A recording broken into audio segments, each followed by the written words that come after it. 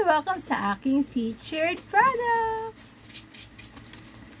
For today's featured product ay ang aking cargo pants. Ay, hindi pala ito sa akin. Kay Luna pala ito. Yan. Cargo pants siya kasi may pocket siya dito. Ganda ng kanyang tela. Napaka-fresh. Parang ako lang. Chas. Garter. Tapos may drawstring siya dito. Tapos ang kanyang tela ay makapal with side pockets. Yan. And pocket dito sa side. And ang ganda ng trim dito sa baba. May garter yan. Para mukha siyang skinny jeans pa rin na very slight lang. Tight lang dun sa may ankle area. Yan. Ito yung kanyang dark blue. Sana ma-appreciate yung color kahit gabi na.